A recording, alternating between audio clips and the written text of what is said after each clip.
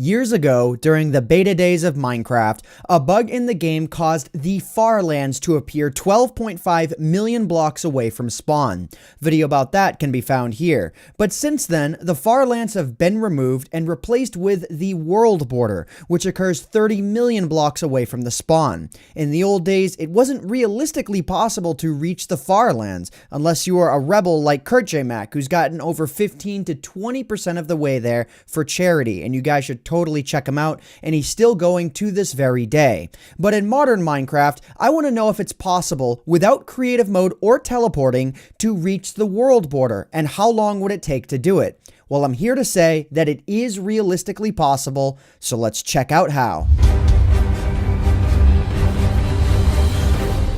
So you want to reach the world border in modern survival Minecraft. Well, honestly, it's kinda easy, but it takes a lot of prep work and a lot of time. So let's get into it. If you want to do this in Minecraft 1.11, you can take advantage of shulker boxes and ender chests to allow yourself to bring a lot more materials. So step 1 is to progress to the point of killing the ender dragon.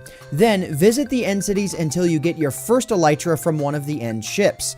After that, prepare some kind of XP farm in the end or whatever method you want to use, along with a full enchantment area. I go into more details about that in this video where I get all of the perfect enchantments. Specifically, you want Unbreaking 3 for your elytra, along with some leather to repair it when it breaks, or a mending book if you feel like getting one. Once you have an Unbreaking 3 elytra, you need to travel around the end cities collecting more elytras. Somewhere between 10 to 20 of them will do, and you guessed it, you need Unbreaking 3 for every single one of them. After that, however, you are ready to go.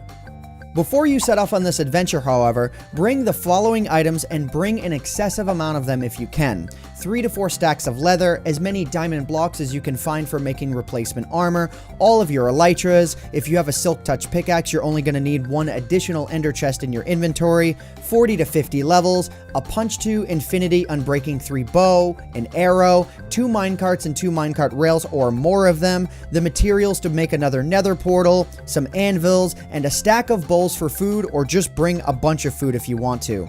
There is a method for infinite flight that doesn't involve a punch 2 bow, but I don't think you're going to want to stare at your screen for 35 hours to make it happen. Next up, go to the bedrock ceiling of the nether and perform the nether ceiling glitch that allows you to get above the nether. In this area, you are completely safe, and you can collect mushrooms on the nether ceiling for food as well. Now comes for the 33 to 35 hour grind. Open up your F3 menu, pick a direction to go, and stick with it. Build a small tower underneath your feet to fly from, fly with the elytra, and prepare to build height. Shoot yourself with the bow while angled slightly downwards to get a speed boost when the arrow hits you. When you get a fast enough speed boost, angle yourself upwards and spam arrow shots as fast as you can. With enough luck and practice, you can send yourself hundreds of blocks into the air very, very quickly. When you begin to lose speed and arrows aren't hitting you, level out and repeat the process. Do this until you are nearly out of food. If you work hard enough, you can make it 2,500 to 10,000 blocks up or more.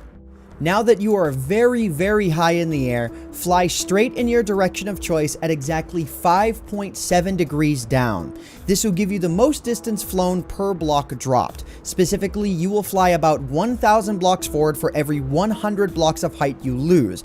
On a single full elytra, you can fly for about 52,000 blocks forward, or for about 28 minutes until it breaks. If you're still in the air when your elytra breaks, you can actually swap your elytra while you're falling and re-engage flight.